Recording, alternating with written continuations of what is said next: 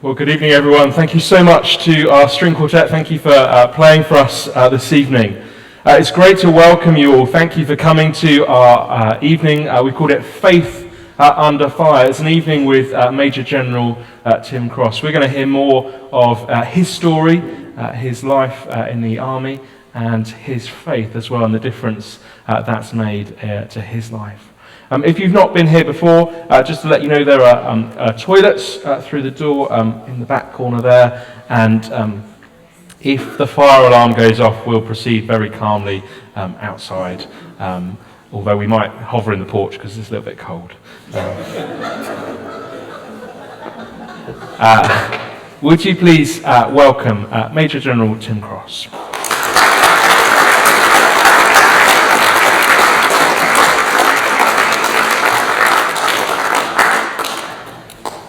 Thank you. So I suppose staying inside is one way of keeping warm then if the place is on fire. Yeah. Tim, thank you so much for coming to join us this evening. Just tell us briefly where you've come from today. We've come from Aldershot. Christine, my wife, is with me tonight. We live in Aldershot. I bought a house in Aldershot. I often say Aldershot's a bit of a dump, but I quite like it. I commanded a brigade there. And we came up via Bolcombe because Christine's aunt lives in Bolcombe, and Christine lived here, or her parents lived in Bolcombe for the best part of 30 years, were raised around Hurstpere Point, so we know this area very well. I courted Christine by driving from the Royal Military Academy at Sandhurst on a regular basis down the back road through Horsham, going far too fast and managing to avoid the police most of the time, but not all of it. Now, Tim, to give you your full title, it is, I might get this wrong, but Professor Major General Tim Cross, retired. Correct. And throughout the evening, we're going to look at some of the different bits of your name and the different aspects of your life. And we're going to begin by talking about the crosses, your family. Tell us a little bit about your family, your early life and your upbringing. Well, I was adopted by my father when I was about 1, and he'd been married previously. His wife had been killed, and my mother had me, and then we went to Australia, and Dad worked for Shell for many years, and he then retired in 1962 to Somerset. I was chatting earlier on to someone who lived in Somerset, and I went to school there, and I then I didn't want to do anything but join the army, so I became an army cadet when I was 13 or 14. And so at that stage I was at the grammar school in Somerset. 3 brothers, 2 older brothers from my dad's previous marriage, and then a younger brother that was subsequently born. And I had a very happy childhood, and didn't really go to church, sort of classic British middle-class Christian family. Occasionally went to church, but certainly wouldn't have considered themselves churchgoers much more than the occasional visit. But it was very happy. I enjoyed it. And Somerset, I have to say, Somerset was a bit a way out of anywhere. For an 11-year-old living in Somerset, there wasn't an awful lot to do other than go to school and join the cadets, which is what I did in the end. And just tell us a little bit more about that. How did you come to join the army? You talked about the cadets there. How did that start? What was it in you that made you think, the army is for me? Well, the truth is I'm not that intellectual. I certainly wasn't then. I didn't work particularly hard at school. I wanted to join the Somerset and Cornwall Light Infantry. I noticed on the wall over here there's a memorial to a Somerset Light Infantry man. In those days, there's quite a lot of people around who would have been around in those days. It's 1964 when I became a cadet. So it's only 20 years after D-Day. And just about everybody understood the military. They understood the rank structure. Many of them had been involved in World War II, of course, themselves, and had relatives, and many had relatives who'd fought in World War I. So it was a very different environment. And joining the military was not unusual. And certainly for me, I'd been a cub, I'd been a scout. As I say, I wasn't particularly intellectual. I had no desire to do anything academically, and I wanted to be outdoors and so forth. So it was a natural move, really. And having become a cadet, it was great. I used to hitchhike around the country. Do you ever see anybody hitchhiking nowadays? I never see anybody hitchhiking. I hitchhiked all over the country, got picked up by people, buses would stop, get in the cinemas for free because you had a cadet uniform on. Remembrance Sunday, which of course we've got coming up in a couple of days' time, was a big event in those days, big gatherings around the village memorials and the big war memorials in the towns and cities and so on. It was a very personal business, because most people had somebody they could think of and have memories of. So again, a very different world. I often say today's military is a bit of a minority sport. Most people don't really understand it, don't understand the rank structure, which I think is a bit of a shame. I never understood why any boy, particularly, I have to say, forgive me ladies, but any boy between the ages of about 18 and 25 wanted to do anything else other than be in the army, because it just seemed the natural place to be. And I loved it. Now tell us a little bit more about, you mentioned the rank structure, because you went into the army as a cadet, but you finished as a major general. I asked one of my colleagues a few days ago, is that one better than a minor general? And they said, don't be so silly. But for those of us who aren't familiar with those things, just tell us where that fits in and what a major general does. Sure, well, obviously an army cadet, it's basically a sort of bigger scout type organisation, but it does have a rank structure in it. But when you get commissioned, well, first of all, if you join the army as a soldier, you join as a private soldier. And you then go to lance corporal, corporal sergeant, join the sergeant's mess, become a warrant officer, and serve for about 22 years. Most of the soldiers who reach warrant rank would serve for 22 years. If you go for a commission, you go to the academy at Sandhurst, you're commissioned as a second lieutenant, and then a lieutenant, captain, major, lieutenant colonel, colonel, brigadier, major general, lieutenant general, and then full general, 4-star general. The Americans would call a brigadier general a 1-star general, a major general 2, lieutenant general 3, and general 4. And we used to have a 5-star general appointment, which was field marshal, which was great if you made field marshal, because you were on full pay till the day you died, which is pretty good. And we still have, I think, at least 3 living field marshals. But the most senior rank today serving is a 4-star general. So major general is the equivalent of a 2-star American rank system, American general rank. I do quite a lot of media stuff, and usually get introduced as Major Cross, which I think is really good to keep you humble, because there's quite a big gap between major and major general. But as I said earlier, most people don't know that and don't understand it.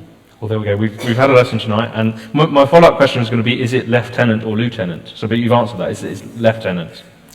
The Americans and us call it slightly differently. Blame the Americans. Now, moving on a little bit into your army career, one of your early deployments was on Operation Banner, which is the longest continuous deployment of the British Army. Can you tell us a little bit about your time in Northern Ireland? And we've got somebody here this evening I was just chatting to who'd done a tour with the Queen's Regiment in Northern Ireland, sitting over there. Operation Banner, essentially it was what we called the Troubles in Northern Ireland. Those of you who know your history will know that Ireland became a republic in the 1920s after the Easter Uprising and so forth back in that time. And it was therefore divided between the Republic of Ireland and Northern Ireland, which is part of the United Kingdom. And then the Troubles, as we call them, started essentially the year I was at Sandhurst, and I was at a Army Sixth Form college before Sandhurst, so 67, 68, that sort of period of time. And the Troubles finished the year I left the British Army in 2007. So it was on the whole of my Army career. When we go on an operation in the Army, we give it a name. And this was called Operation Banner. And it's important that we give a name to these operations, because if you go on an operation that's got a name, you get a medal for serving there. And he's wearing his medal this evening, I noticed. So Operation Banner lasted all that time. It started off with the police trying to contain relatively small stuff, but they lost control. We won't go into the politics of it, but eventually the army were called in. And to be honest, I don't think we handled it particularly well in the early 70s. Obviously, we're still living with the outcome of Bloody Sunday, and even now the potential court cases associated with that. But by the early 70s, 74, we had around 27,000 British soldiers in Northern Ireland, which is a pretty big figure. In fact, it's about a third of the size of the British Army today, so it's a big figure. And I deployed there in the late 1970s. Having done what we called an ammunition technical officer's course, and that is dealing with ammunition in the round. But for the Northern Ireland tour, I was doing bomb disposal work with various players in Northern Ireland. Tell us a little bit more about that, because if we've ever seen the movies, bomb disposal is really easy. You just cut the red wire, don't you? The blue wire. Good to get that right. No, it's not like that, is it? Tell us. No. Tell us what's going through your mind as you're approaching a situation like that. Well, I know inevitably it sounds the way that it sounds, but in the early days we lost a lot of bomb disposal operators because of the way they were dealing with these terrorist devices. By the time in the mid-70s, we were putting people through, and I went through a fairly early process of psychometric testing, which is trying to make sure you've got people who follow process and procedures and don't just walk up to a package in the corner of the room and kick it to see whether it's going to go off or not, which was, basically what was happening in the early days to a large degree. So I went through this ammunition technical officer's course, and the psychometric stuff, and you then follow a process which is quite clearly laid out, and therefore the risk associated with it is not as bad as may at first appear. Nonetheless, at some point, sometimes, you have to approach a device personally. We used what's called wheelbarrow, which is a remote-controlled robot, basically, with which we were able to do a lot of the work. But eventually, at some point, you may well have to approach a device. I've just finished reading a book, actually, of a captain from Iraq who won a George Medal, who was dealing in Iraq with devices, and the scale of what they were dealing with was far greater than what I was facing in Northern Ireland, for all sorts of reasons, which I won't bore you with. But it was a testing time, and there were times when you weren't quite sure how it was all going to end up. But it was an exciting time, and I it may sound a bit bizarre, but I thoroughly enjoyed my year in Northern Ireland for all sorts of reasons.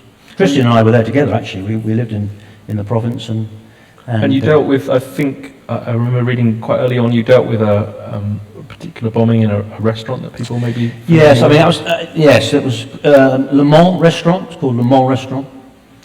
The bomb had exploded by the time we got there, and I went out with my warrant officer, a chap called Steve Harmon, who was a great guy. If you imagine this is the restaurant, and that end of the room on the wall, the IRA had placed a can of petrol. Strapped to that was a box of soap flakes, and behind it was an ounce or 2 ounces of plastic explosive. And we would be sitting around tables like this in the restaurant when this thing went off. And as it went off, obviously the plastic explosive set off the fuel, and the fuel set off the soap flakes, and it was like napalm, which swept down the middle of the restaurant, killing quite a few people and obviously maiming and injuring quite a lot of people. So that was my first job in Northern Ireland, and it was pretty awful.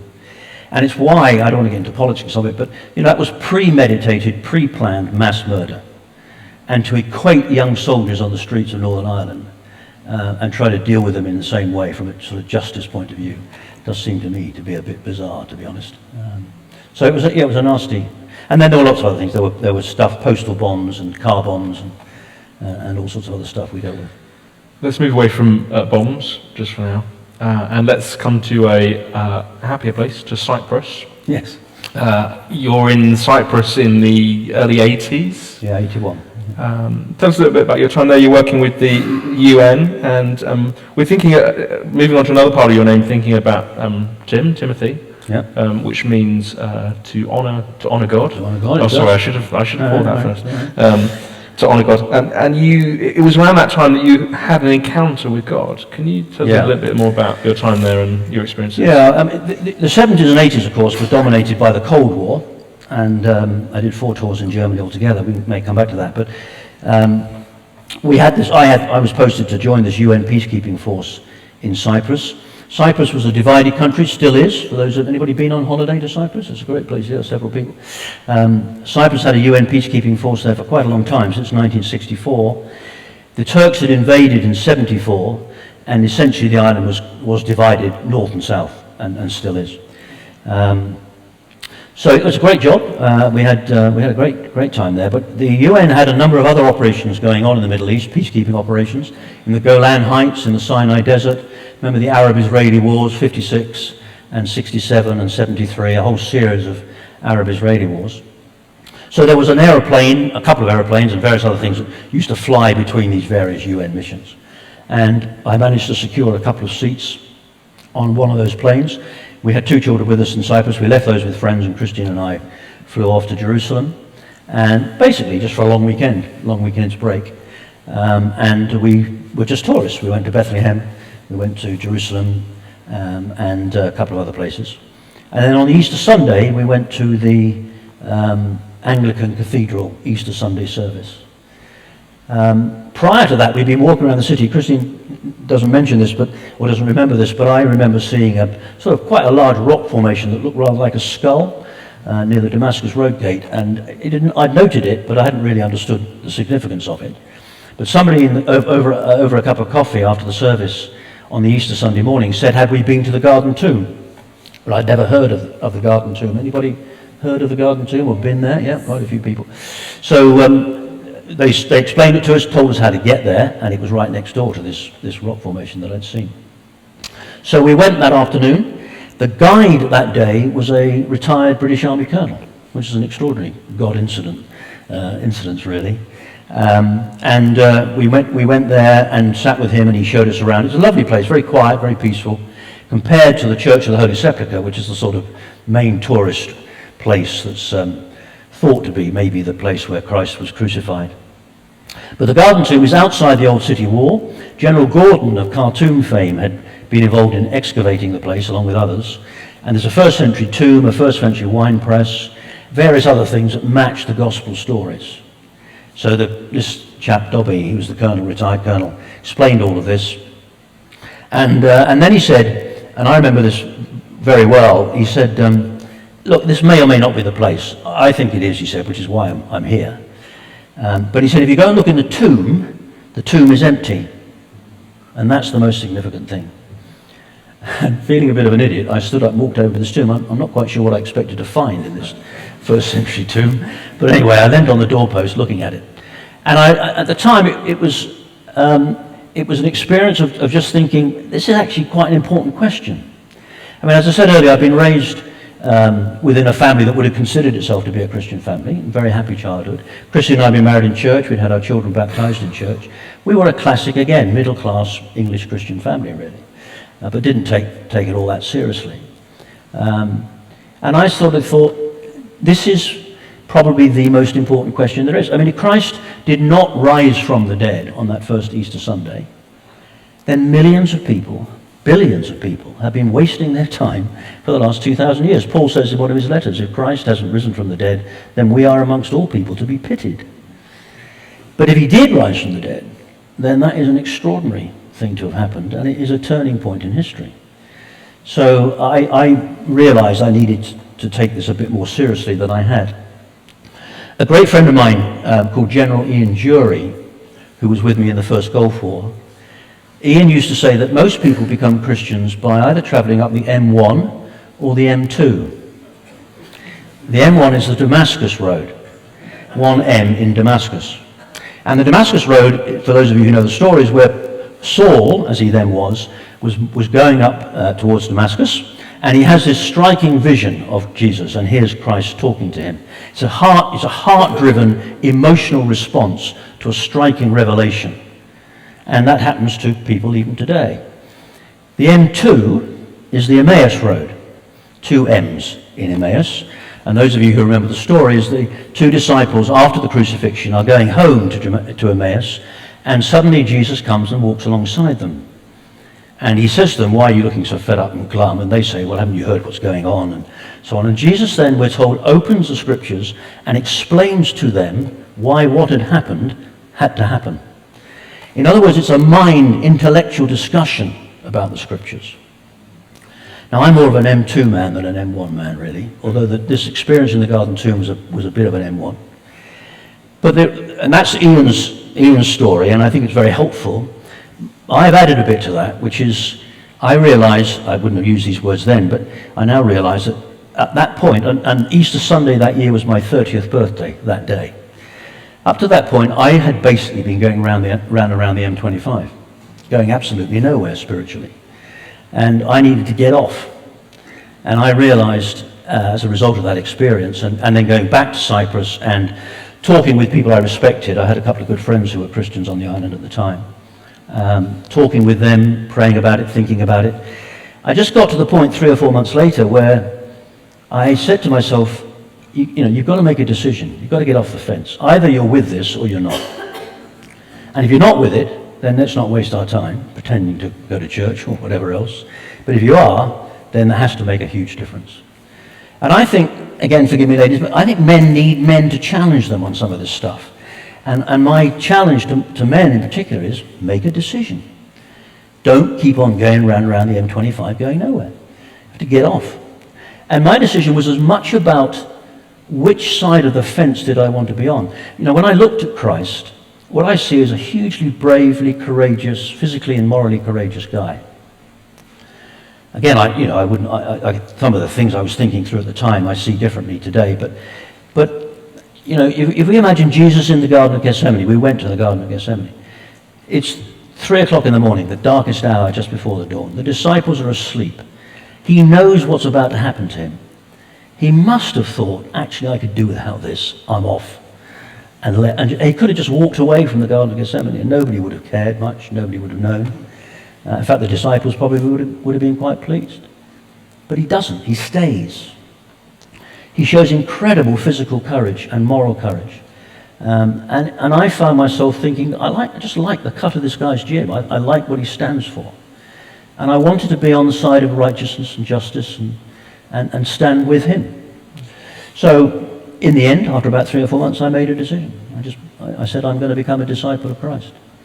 And it was obviously a major turning point in my life. Ironically, Christine became a Christian completely independently of all of this that year in Cyprus through a completely different route, which you might have a chat to about afterwards. Fantastic. Now, presumably, in becoming a Christian, then you must have left the army, because Christians don't do war and army, right. do they? But that's not the story, is it? No, it's not. But it's obviously a very important point, because one of the early thoughts was, well, I'm going to have to leave the army, because clearly, as you say, the army's not a place for Christians. Actually, the British Army has a lot of Christians in it, surprisingly to a lot of people, for all sorts of reasons, some of which we may come back to. But in studying the scriptures, and as I said earlier, talking with people and so on, I found reassurance to stay. So I could bang on about it for quite a while, but if we think of just 3 or 4 examples, remember the story of John the Baptist, and many people go to John the Baptist and ask to be baptized. One of the groups of people who go to John the Baptist is a bunch of soldiers. And like the others, they go up to see him and they say, what must we do to be saved? And John the Baptist's response is, and I've always thought this was rather unfortunate, is be content with your pay.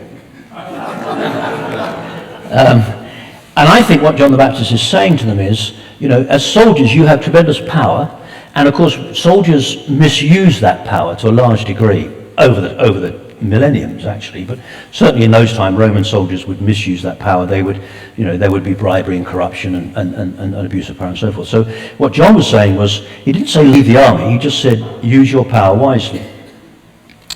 Then there's a story of Jesus, of course, meeting the centurion whose servant is ill. Those of you who know your scriptures will remember the story. And the centurion comes to him, and Jesus says, I'll come to your house. And the centurion says, no, you don't need to go anywhere. I'm a centurion soldier. I'm a man who gives orders. I tell people to go, and they go, and I tell people to come, and they come. I'm a man with authority. You have the authority to just heal my servant. My servant, you don't need to come to my house. Just give the word of command, and my servant will be healed. And Jesus turns around and says, I've never met faith like this anywhere in Israel, which is an extraordinary thing to say about a Roman centurion amongst all the people that are around him, the Jewish people. When the Romans were hated, Jesus didn't say, I'm sorry, you're a Roman centurion, I can't heal your servant.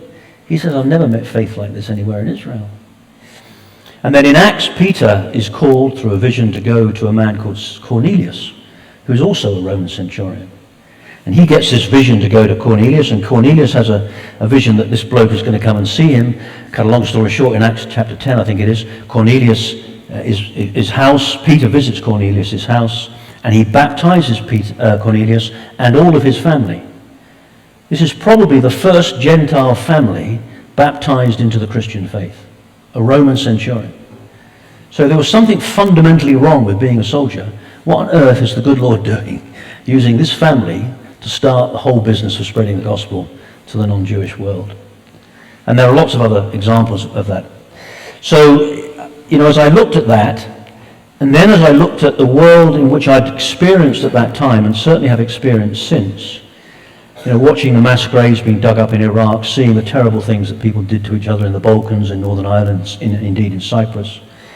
We live in a very brutal world. We, of course, in this country, thankfully don't. But words like sin and evil are not interesting theological words to me. They're a reality of a brutal world. And when I thought about that and thought about, again, whose side did I want to be on, which side of the fence and so on, I wanted to stand for something. I wanted to stand for justice and righteousness. I wanted to be in a position where, we could do something about these people. So, and alongside that, the truth is that I got promoted very quickly. I was sent to Staff College, British Army Staff College in Camberley, at the youngest age I could be. I was promoted very quickly thereafter. So all of these things basically said to me, you are where you are, and I think this is quite an important message for anybody, is you are where you are when you do become a disciple. That's where the good Lord wants you to be. And I think God needs Christians everywhere. He needs them as soldiers, in the military, sailors and airmen. He needs them in health service. He needs them in politics. Do we need them in politics? He needs them in the church.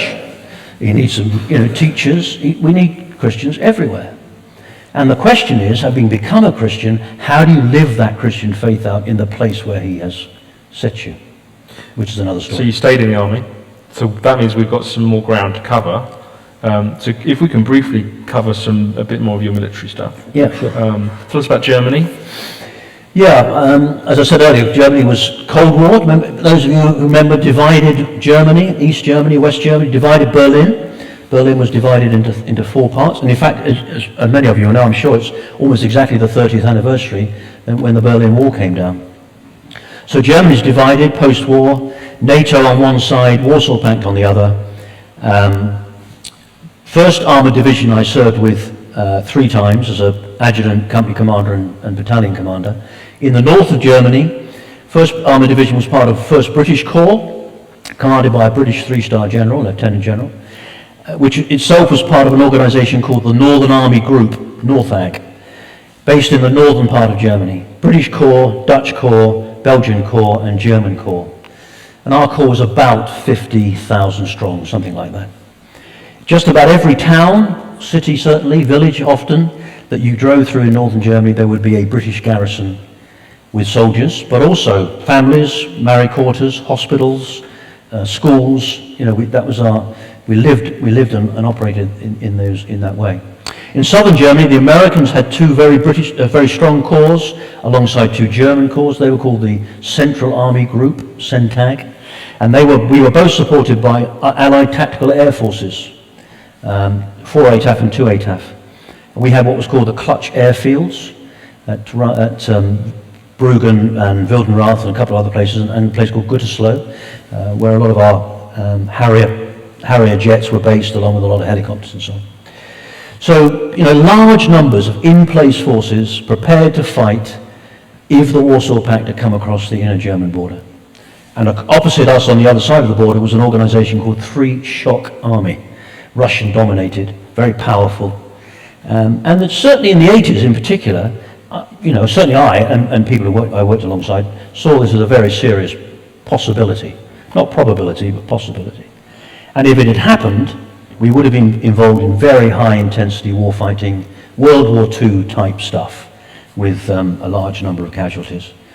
We would fight a defensive battle, falling back through Germany on our lines of communication, hoping to stop them in a main defensive battle that would have gone on, probably lasting about a week or 2. We assumed that they would break through eventually because they were very powerful, particularly with artillery and air. And at some point, we would have hit them with what we called a counterstroke, which was a flanking attack, as the Warsaw Pact forces broke through in West Germany and heading towards the Rhine. And then, for those of you who remember, to bring it to a halt, the threat was we would use nuclear weapons.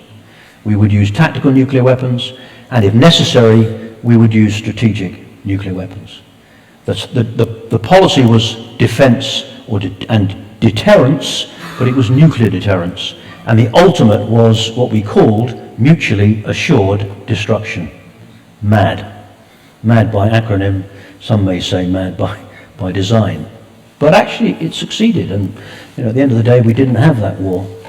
So it was a major, I served essentially for 4 decades, and for 2 decades of my career it was pretty dominant, and as it was for an awful lot of other people.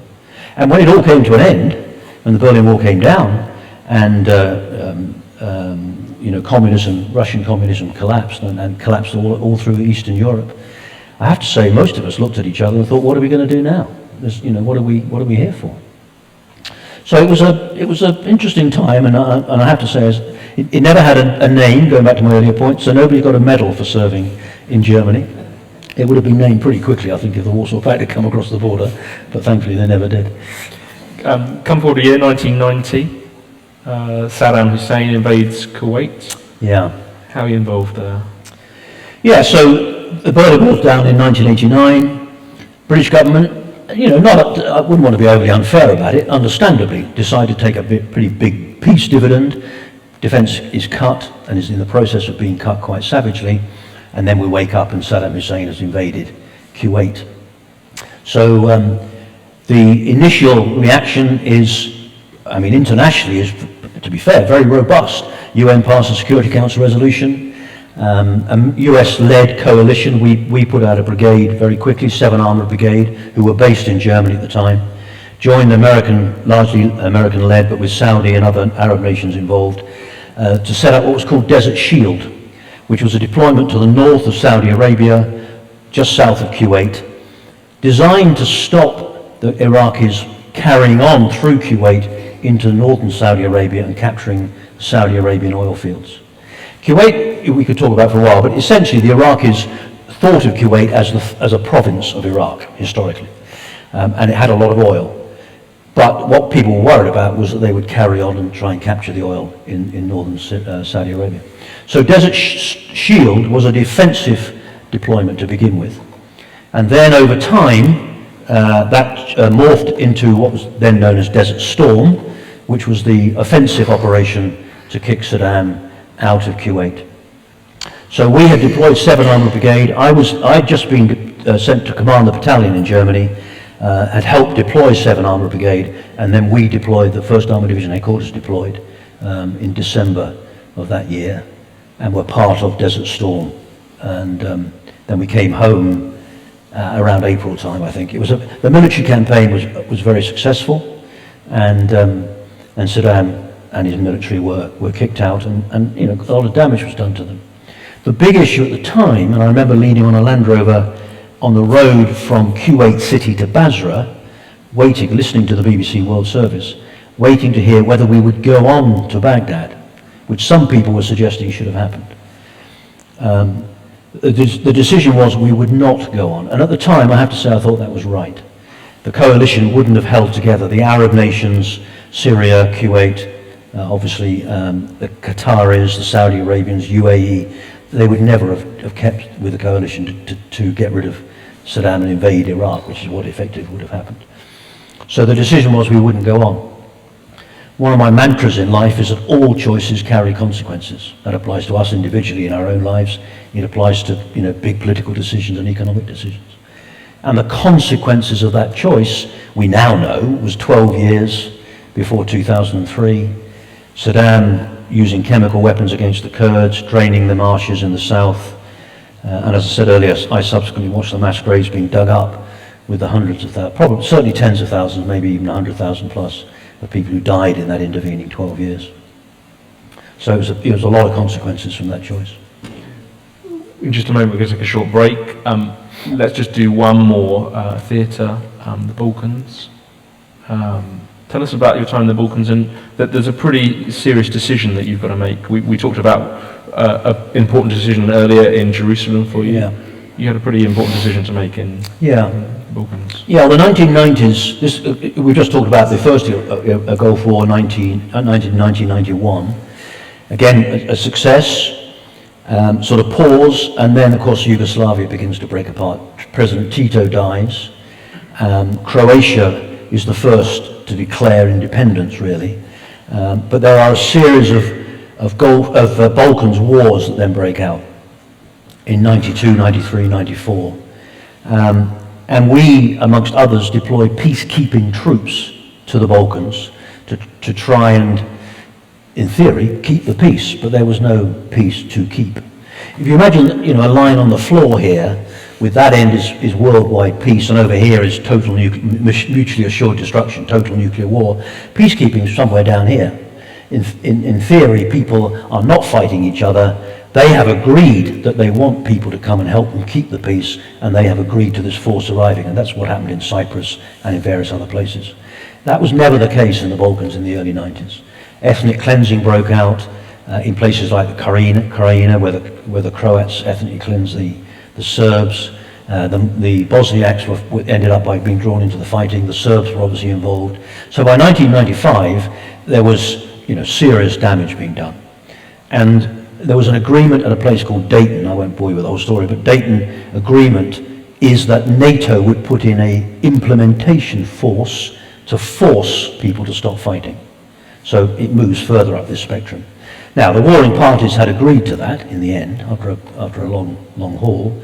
So we deploy an implementation force, which I was part of, then a sustainment force a year later, and that helps enforce the peace. Somebody once described it to me as, imagine a barbecue where the coals are burning and you put a fire blanket over the burning coals, and that puts the flames out. But if you take the fire blanket off, then the flames will pretty quickly re-emerge. And I think to a degree that's probably still the case in the Balkans, actually. But anyway, we put the fire blanket on. We had been prepared to use force, and they understood that. And things calmed down. And then in 1999, the Kosovo crisis broke out. And Kosovo was different in that Kosovo was rather like Kuwait, the Iraqi argument about Kuwait. The Serbs always argued that Kosovo was a province of Serbia. And as Yugoslavia broke apart, the Serbs were trying to grab as much of it as they could under what they call Greater Serbia. I have to say that Albania was hoping for a Greater Albania, because there were quite a lot of Albanian Muslims in the area. And Croatia was looking to expand itself as well. So these people were bumping up against each other. But the Serbs, the Kosovo people who were Muslim, Kosovo were Muslim by religion, and wanted to break away from Serbia. And Milosevic wasn't prepared to allow that to happen. Kosovo was very important to them. There's a place called Kosovo Poli, which is a place that Milosevic had given a speech to 1 million people about Greater Serbia and how it was going to become a much more important place.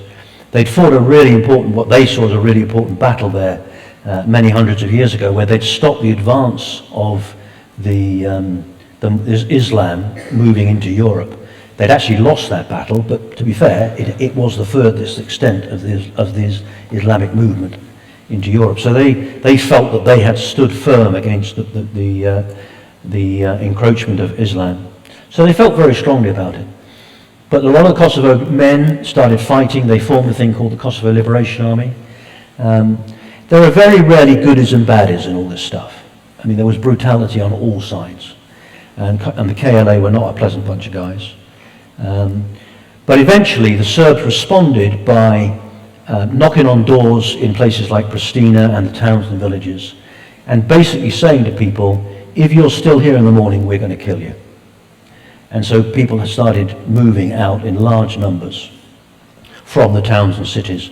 Quite a lot went into Albania, which got snowed under with refugees, and a lot more headed towards Macedonia. Now, whilst all that was going on, there was a conference in a place called Rambouillet in France, where people thought that would be the equivalent of Dayton. There'd be some sort of agreement, and we would move in either a peacekeeping or a peace enforcement force. But in the end, Rambouillet failed. But whilst it was going on, Tony Blair, who was then the Prime Minister, deployed 2 British brigades in anticipation of a successful agreement. My brigade, I was a brigade commander, brigadier at the time, and 4 armoured brigade. And we deployed through Greece into Macedonia and positioned ourselves, preparing to move in to conduct some sort of operation down here. Rambouillet fails, and many of you may remember NATO started bombing Serbia. So suddenly we're into war fighting, and we begin to plan to fight our way into Kosovo, which I have to tell you would not have been easy. In the middle of all of that, I was with a couple of people. I won't bore you with the whole story, but a chap called Joe Hegenar, American, ran the United Nations High Commission for Refugees team inside Kosovo. Very small team, about a dozen strong. And he was completely overwhelmed with what was happening. There were no other UN organizations around, there were no aid agencies around, and Joe found me. How he found me, I have no idea. But he found me, and he said, we need help. And he took me to the border and showed me what was going on, where there were, at that stage, 30, 40,000 refugees living in open fields. Weather was terrible, no food, very little, limited water and shelter. Some of them had been moved by train to the border and dumped. Others had just walked to the border on, tractors and carts and all sorts of stuff. So I saw all of that, went back, and about a day or two later, I got a phone call from the Macedonian Foreign Secretary. I haven't got a clue how this guy found my phone number or why he rang me. And I've got to be careful how I say this, but I just think the good Lord had, arranged it, really. I mean, I was literally standing in a field when this bloke rang me. And he said, if I let these people into Macedonia, can you guarantee to me that you will look after them and you will not allow them to move into Skopje, the capital, or anywhere else in Macedonia? Now, to be fair to the guy, he was very worried about a civil war in Macedonia. There'd been a civil war in every other country in the Balkans at that stage. And they'd taken in a lot of people already, and he was very worried and didn't want to let them in. Initially, they were stopping them coming in. But he'd obviously come under a lot of pressure from Tony Blair, and indeed, I think, from Bill Clinton and others. And so I'm standing in this field, and he needs an answer. I haven't got a clue how on earth we're going to do this. But I just found myself saying, yes, it'll be fine, don't worry about it, we'll do it. And I went back to my brigade headquarters, got my chief of staff, and said to him, tell the boys to put away their weapons and the body armor, we're going to build and run refugee camps. And he looked at me as if I was a complete idiot. But within, a couple of hours, the boys, my brigade had an engineer regiment, a logistic regiment, a medical regiment, pioneers, Royal Military Police, all sorts of other people that were, in terms of the capabilities, ideal for this task. So we built and ran refugee camps for about 3 months. And it was the Easter weekend of 1999, so rather like the Easter weekend of 1981. It was a very important weekend for me. And I'm serious when I say, when I look back on it, we put up something, I can't remember the figures, but something like 2,800 tents. I have not got a clue where these tents came from. The engineers built them, they built the water, the sanitation. We built this refugee camp on an old airfield. We did have a stream running through it, and we put a bridge up, and we'd done all sorts of stuff. But, within days we were running hospitals and all sorts of stuff. And we then subsequently, I deployed some of the brigade, myself included, to Albania as a result of the continuing crisis. And then we eventually, thankfully, Milosevic gave up in the end. We didn't have to fight our way in, and we went into Kosovo and did post-war Kosovo, helping to rebuild prisons and hospitals and various other bits and pieces. And my brigade, I'm very proud to say, my brigade headquarters won the Wilkinson Sword of Peace that year for that deployment, and I was awarded the CBE for the brigade, really, on what the brigade had managed to achieve. But from a Christian point of view, it was very important for me. And I think, there was very clearly a military imperative, because if we hadn't helped solve this crisis, we could well have been involved in a civil war. There was clearly a humanitarian imperative, because tens of thousands of people were in danger, and some were already dying. So it was a big decision. But I honestly think, looking back on it, that these guys found me because that's what the good Lord wanted them to do. And it was a pretty sobering time. Tim, thank you so much. I'm keen to hear a little bit more.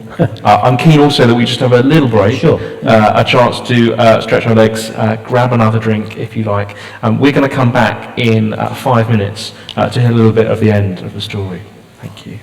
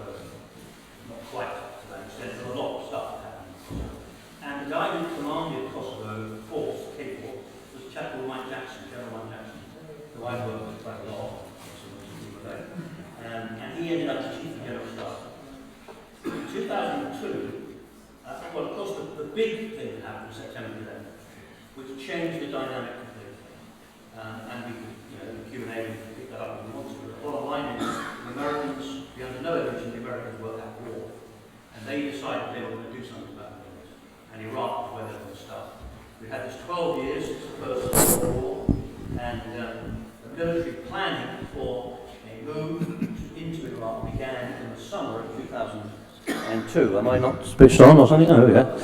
I don't need to start again, do I? The military planning started in the summer of 2002. I was stood up by Mike Jackson as one of what we call component commanders. So we had a 3-star Royal Air Force officer who was the Joint Force Commander, and then 5 component commanders, 2-star, Major General rank or equivalent. Naval, Air, Special Forces, Land, and Logistics, and I was the Logistic Component Commander. That took us to Central Command in Florida, where we were involved in all the military planning, and it was a very good, solid military campaign plan. But the one thing that I'd noticed while I was doing this was there didn't seem to be much discussion in Central Command about what was going to happen after the fighting. And I'd made that point a couple of times in various guises. Around the end of 2002, the military plan was that the Brits were going to go in the north through the eastern Mediterranean. This is obviously reverberating all over the place. Let's just pause for a second.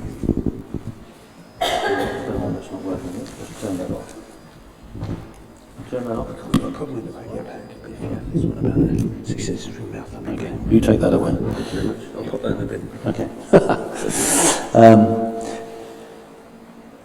Yeah, about the end of the year, the military plan was that we were going to put the British in the north of Iraq through the eastern Mediterranean and then come in from Turkey, a place called Silopi, and drive down to Baghdad from the north, securing the northern oil fields. That meant, logistically, it was going to be really difficult, but it meant going in through Turkey. And the British government, rightly, decided that Turkey were never going to allow us to do that. So they shifted the emphasis to the south, and we put the Brit division through Kuwait, which we'd obviously known from 91. Logistically, that was much easier, so I was able to hand over my job to one of my brigade commanders. I had 3 brigades working for me at the time, and various other capabilities. And I, in inverted commas, was going to go back to my day job when Mike Jackson rang me and said, I want you to go to America and join what was being called the Office of Post-War Planning. This is January 2003. Now, I can tell you, if Central Command had had their way, we would have invaded Iraq by the end of 2002, for all sorts of reasons, which we haven't got time to go into. So they had established this Office of Post-War Planning pretty late in the day. We, the Brits, didn't establish an Iraq planning unit until March 2003, so we were even further behind the power curve. And I would add that in 1944, before D-Day, we had thousands of staff officers planning the reconstruction of Germany, before D-Day. So this was very late in the day that people were thinking about how we're going to reconstruct Iraq. So I went to Washington. I joined a team led by a man called Jay Garner. I was the only Brit with my military assistant, a guy called Louis Notley, who was a naval submariner. And Louis and I joined this team in the Pentagon. Very small team, initially beginning to think about what post-war Iraq might look like. Now, to be fair, State Department in Washington had quite a lot of people looking at this problem, and they had done quite a lot of good planning. I don't know how much everybody will be aware of this, but within Washington, what were called the Beltway Bandits was the internecine warfare between the various departments of state. If you imagine going up to London, you're going into Whitehall, you've got the Ministry of Defence, the Foreign Office, the Treasury, Department for International Development, all the various ministries. Well, in Washington, they're all around the Beltway. And, I mean, I don't want to exaggerate it, but let's just say there was certainly no love lost between these various departments. And the Pentagon, the Department of Defence, under Rumsfeld, was really not talking to State Department. And Rumsfeld had been given responsibility for this campaign, and under Cheney had also been given responsibility for the planning for post-war Iraq, at least the initial planning for post-war Iraq. So State Department had been cut out of it. I never quite knew where President Bush was on this. I never met President Bush, but I saw Cheney and I met with Rumsfeld, and it was quite clear this was being driven by the Defence Department. Back in the UK, when we set up the Iraq Planning Unit, we put it in the Foreign Office, which was absolutely the right place for it to be. Anyway, I joined this team. Jay had got some initial thoughts on this. He was a really interesting guy, a really nice bloke. But he gathered over 2 days in February at a place called Fort Belvoir, it was a planning conference, what the Americans call rock drills, which is essentially, to use Jay's word, anybody who's got a dog in this fight, come to this fort. We will have 2 days finding out what we think might happen, what planning has gone on, and so on. So lots of people appeared at this thing, and various presentations were given. And it was really interesting. I mean, some of them were quite well thought through with detailed plans. Some of them were extraordinary plans. I mean, the education plan was we were going to take every textbook out of every school in Iraq and replace it with textbooks that the Americans had written themselves, you know, saying what the Ba'athist Party were like and all of this. Treasury was still debating what the currency was going to be. Would it be the American dollar? Would it be the Iraqi dinar? Would it be a Swiss dinar? In other words, a new currency. And so on. All sorts of presentations.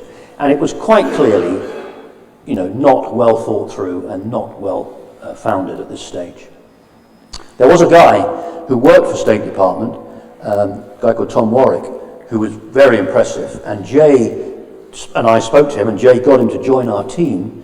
But within a week, Rumsfeld had rung up and said, he's got to go. He's not a DOD man, he's a State Department man. I don't want him in the team. So for a period of time, as I'm sure you can imagine, I was, you know, seeing all this happening, thinking there must be more to it than this. I must be missing something. I was writing reports back to the UK government every night from the British Embassy in Washington. The report was going to the Foreign Office and to Number 10 and the Cabinet Office and various other places. But around the sort of end of March, beginning of April, it was pretty clear that there was no coherent plan. And Jay Garner was fed up with the politics and wanted to deploy this Office of Post-War Planning, which had now become the Office of Reconstruction and Humanitarian Assistance, ORHA. He wanted to get out of Washington and get himself to Kuwait, because it was clear that the military campaign was going to start fairly soon. So I came back to London, not knowing at that stage whether I was going to deploy or not, and briefed the chiefs, obviously I've been talking to Mike Jackson a lot over the time, briefed the Foreign Office, briefed the Prime Minister, had a session with Alistair Campbell, who actually I found really pleasant bloke, I have to say. I know he's not everybody's cup of tea, but he was very helpful to me, I have to say. A brief DFID, and London itself was had really not got its mind around post-war Iraq. And I've got no doubt at all, particularly from my time briefing in Number 10, that people just sort of thought, look, the Americans are a huge superpower. It will be okay. But there must be some sort of plan. They will sort the place out. But as I said to the Chilcot inquiry, the plan, from Rumsfeld's point of view, the plan was, we do not need a plan for post-war Iraq. They will be so delighted that we've come in and got rid of Saddam Hussein. They'll stand up, give us a thunderous round of applause, we can leave, and they'll get on and build a democratic state. And we, the Americans, were already thinking about what next. Where do we go from here? In terms of Iran, in terms of other places in the Middle East. And the military plan was to draw down to about 50,000 US soldiers and about 10,000 British soldiers within 6 months of securing Baghdad. Now, as I said earlier, we had 27,000 soldiers in Northern Ireland in the early 70s. Kosovo, KFOR, had 60,000. I mean, these are provinces, tiny places, compared to the size and shape of Iraq. So one could say, okay, that's plan A. If all goes well, okay, what's plan B? What's plan C? One of the great cries of the British Army is, of the 3 plans that you prepare for, it's always the 4th that happens. And that's just the way it is.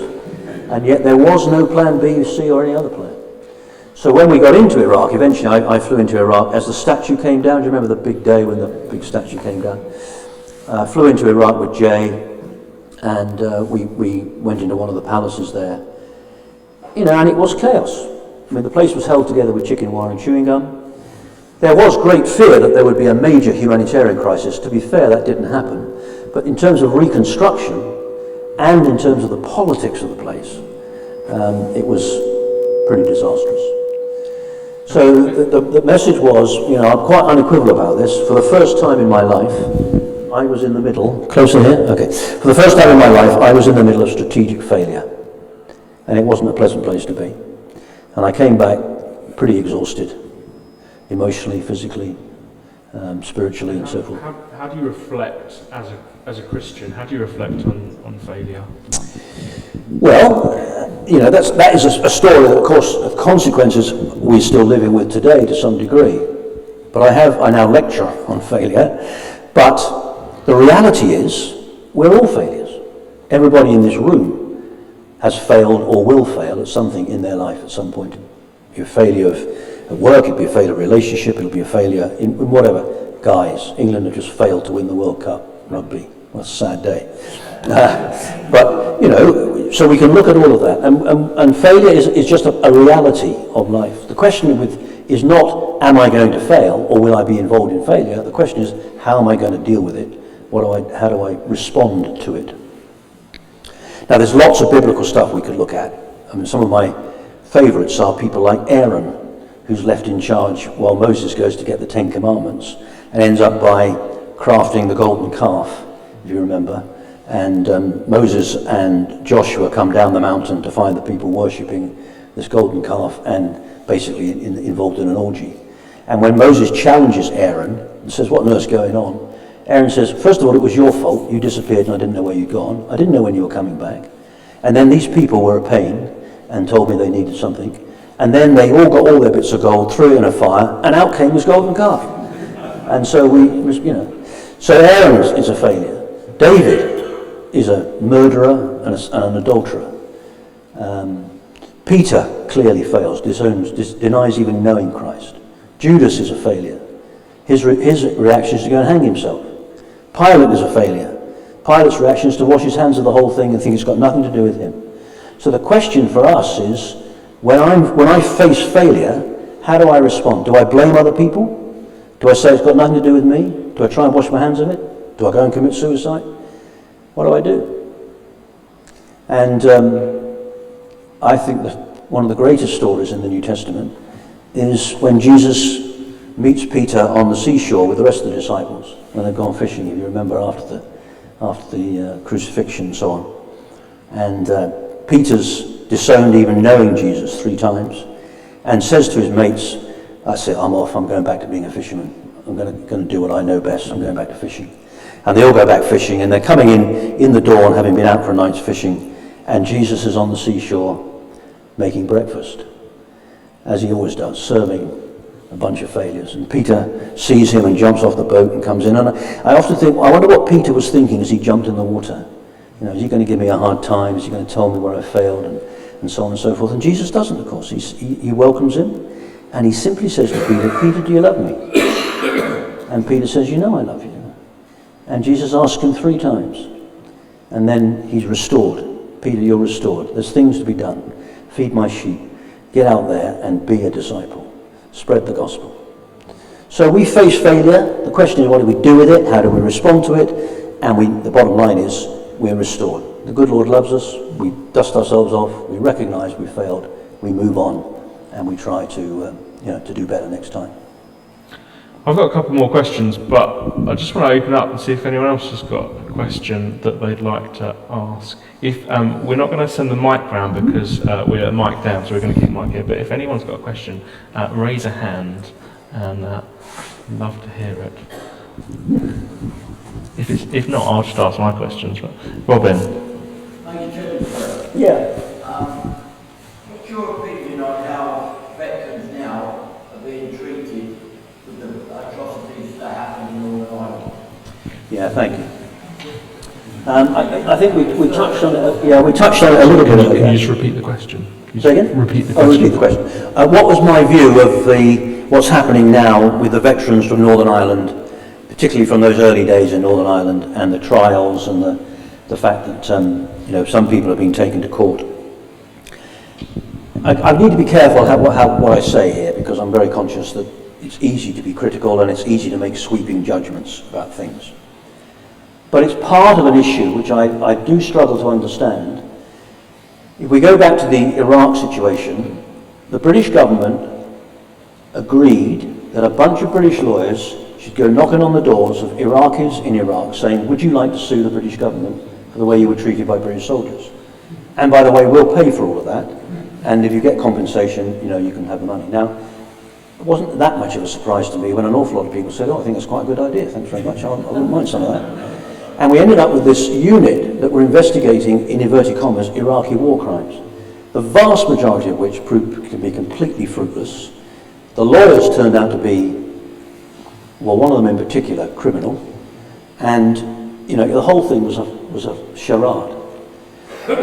We're still doing it to some degree in Afghanistan, and we're still doing it in Northern Ireland, particularly on the Bloody Sunday inquiry. People tend to forget that 19 British soldiers were blown up at one point. I described the incident at the Le Mans restaurant. These are not nice people we're dealing with.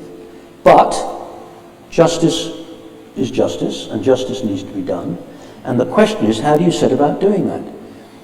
If you look at the Bloody Sunday business, the one soldier who was being prosecuted was a young Lance Corporal on the streets of Derry, scared out of his mind, trying to make split-second decisions. This was not pre-planned mass murder. This was split-second decisions in response to what was happening around him. And he is the only bloke that's been dragged in front of a court, and I do not agree with it.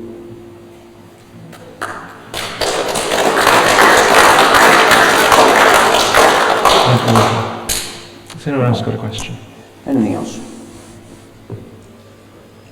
Sure. If there's not, I will move on to my next question, which is, what makes a good leader, and how has both your experience in the army and your Christian faith shaped how you think about that? Yeah, leadership is a huge issue. I happen to believe that, not just now, in all generations, leadership is probably the key issue. How we drive all the big issues or big organizations and so forth in our lives. Leadership is different to management. Management, in simple terms, is about stuff and numbers. It's about resources. It's not unimportant. But leadership is about people. And you don't, in my view, you don't manage people like real estate or money or time. You lead people, because people are, unique, individual, magic human beings, and they need to be led. They need to be led and they need to be loved. That's not the same with this other stuff. So Sandhurst, for example, the hat badge of the Royal Military Academy, Sandhurst, is serve to lead. That's what we wear on our headdress. And of course, the greatest servant leader was Jesus, and the passage in Philippians where he talks about his servant leadership and so on. And that means serving to lead.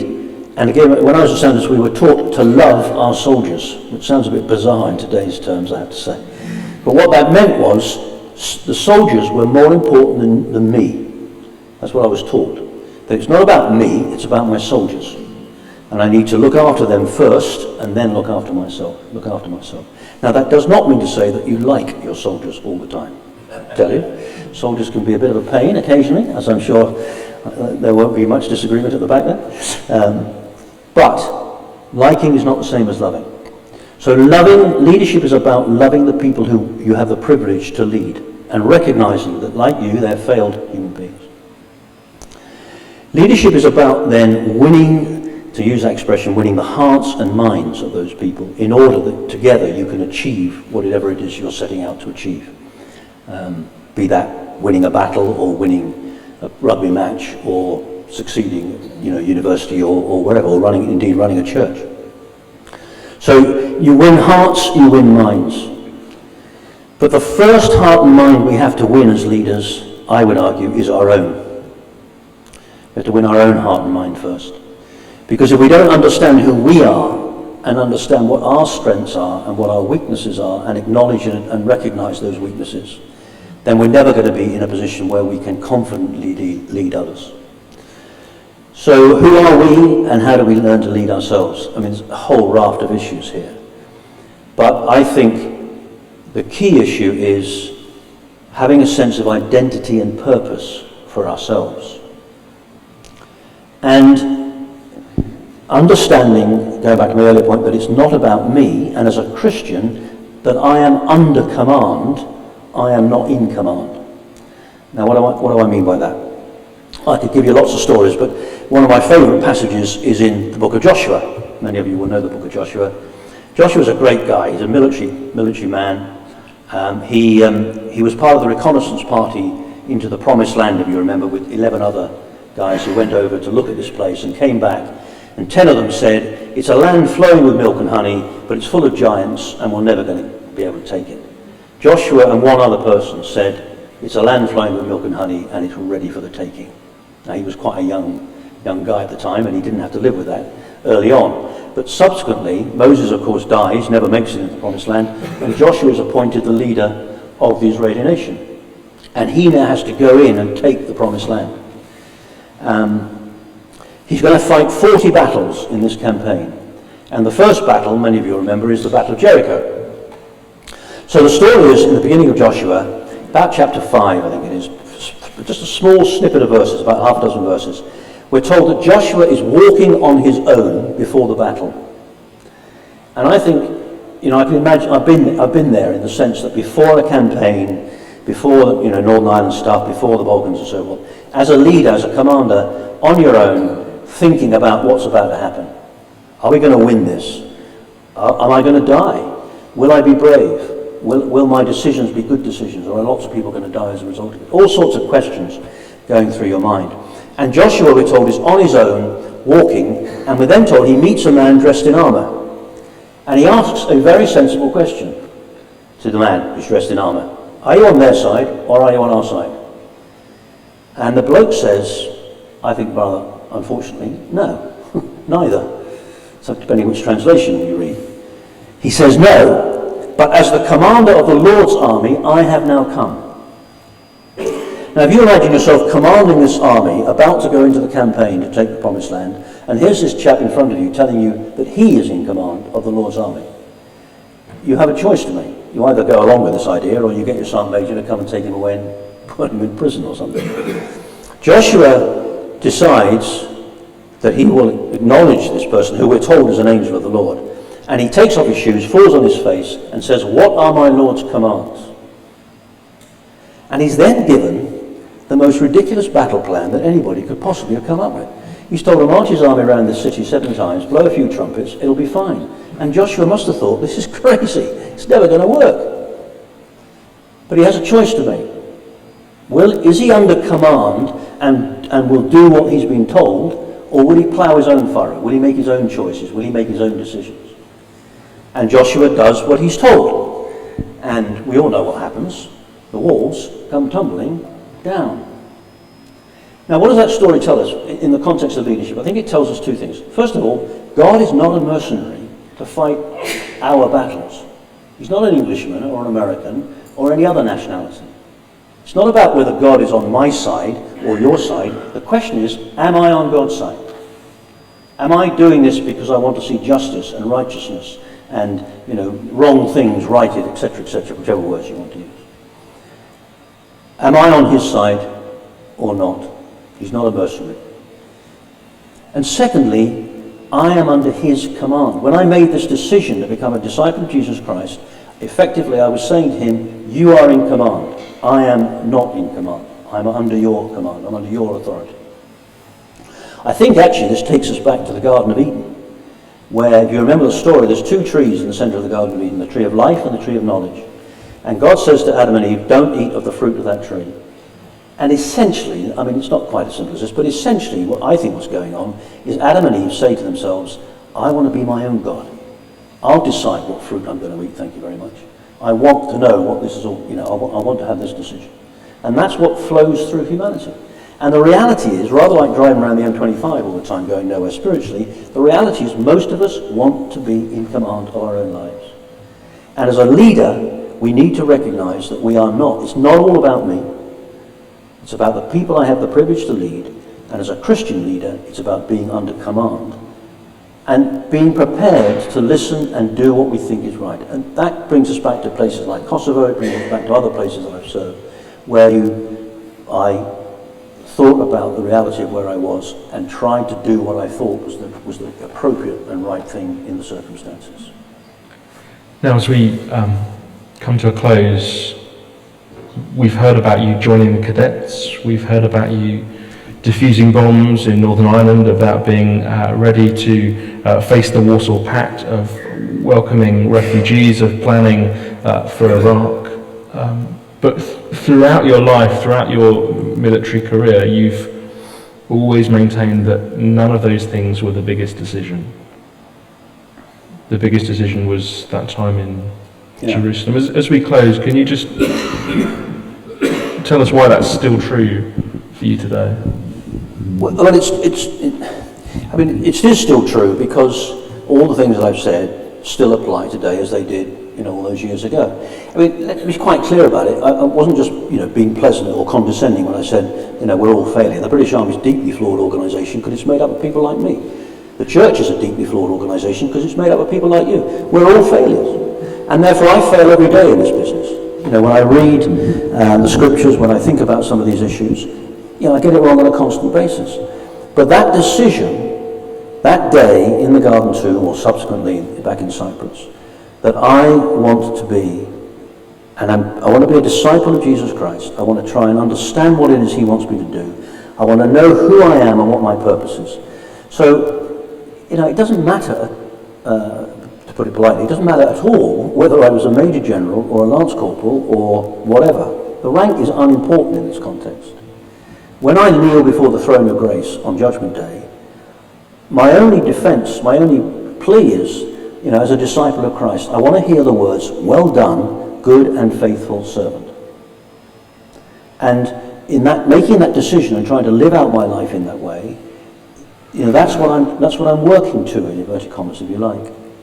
So it's not that it's an easy ride, it isn't. It's not that I've got it right, I haven't, because I get it wrong all the time.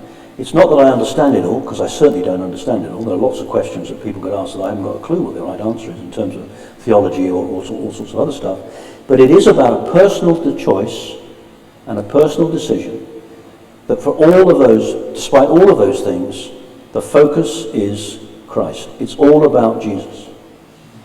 If I'm brutally honest, I'm not a great fan of the church, actually. I'm a great fan of Jesus Christ. That's what this is all about. And we have to make that choice. We all have to make that choice. So I'm repeating myself, but if anybody who's here who's just going around the M25 going nowhere spiritually, for goodness sake, get off the M25. Make a decision. And I can only tell you that decision all those years ago is a decision I have never regretted. Never regretted for 1 minute. Failed miserably, got it wrong all the time, but never regretted the decision. Major General Tim Cross, thank you very much. Thank you.